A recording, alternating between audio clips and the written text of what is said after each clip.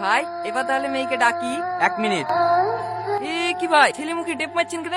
ও কথা পরে শুনেন, আপনার আমার বাড়ি ঘর দেখে এসছে, ছেলের সাথে কথাবার্তা বুঝলে, ছেলে নিশ্চয় বুবা না। না না, বুবা কেন হইতে যাবে? ব্যাস, তাহলে এবার মেয়েকে ডাকেন। নাম কি মা? Angel Tuhina queen. ফেসবুকের নাম না মা, আধার কার্ডের নাম বলো। তুহিনা খাতুন। বাহ ভাই, মেয়ে আমাদের খুব পছন্দ। আপনাদের যদি এই বিয়েতে মত থাকে তাহলে আজকে আশীর্বাদ করে যাবো। হ্যাঁ, আমার আবার আমাদের কি আছে, লেন লেন আশীর্বাদ করি ফেলেন। ঘটক সাহেব, তাহলে শুক্রবারের দিনটা ফাইনাল করো। যেদিন খুশি সেদিন ডেট করবা। কি করবো নাকি? মালা তো পেয়ে গেছি, এই মালালেই থুবড়ি দিন রাতে বয়ফ্রেন্ডের সাথে পালাবো। দে আমার মালা দে।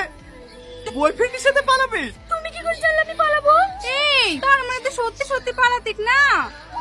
বুঝলেন তো কিসের লিখে মুখে পটে মেরেছিল? এই চ কিছু ছয় না, মোর মেয়েটাও ক্যান্সেল হয়ে গেল। ক্যান্সেল হয়ে গেলে আমি কি করব? জেনে শুনে বিষ খাওয়া যায় নাকি? চ বাড়ি চ, আমি এত লিখ মেয়ে দেখতে পারবো না। হাই, আমি সাথী। তুমি? আমি টনি।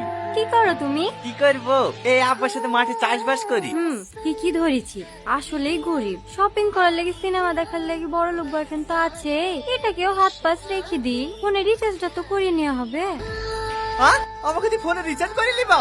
কই না তো, কে বললো তোমাকে? এই আবার শুরু করে দিয়েছি। না রে, ও এক্ষুনি মনে মনে বললো ওর বড় লোক বয়ফ্রেন্ড আছে, আমাকে হাত পাস রাখবে। খাসি আবার মনের কথা শুনতে পায় নাকি? হ্যাঁ শুনতে পাই।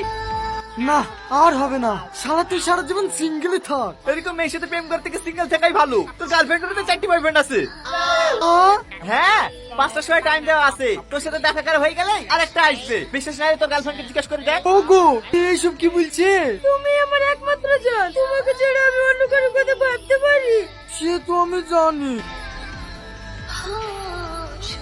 যা, তুমি এখানে 5টা পর্যন্ত বসে দেখে দাও তো, তোমার কোনো বয়ফ্রেন্ড নাই। তার মানে তুমি তোমার বন্ধুর কথা শুনি সত্যি সত্যি আমাকে বিশ্বাস করছো না?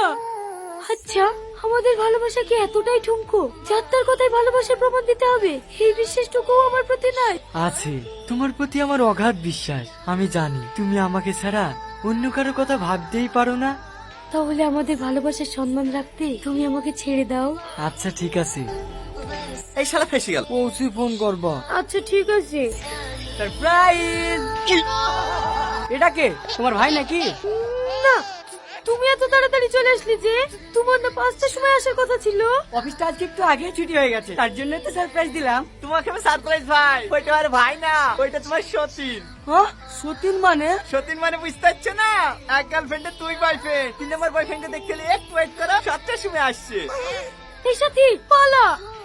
সালমা, সালমা, এই সোহেল, সেই শালা না?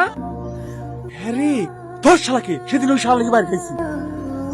মনের কথা জানা না, বলো কোন আমাদের মনে কি চলছে? কি চলবে আবার? আমাকে মারবা? ভালোই তো বুঝতে পারিস রে, মার শালাকে।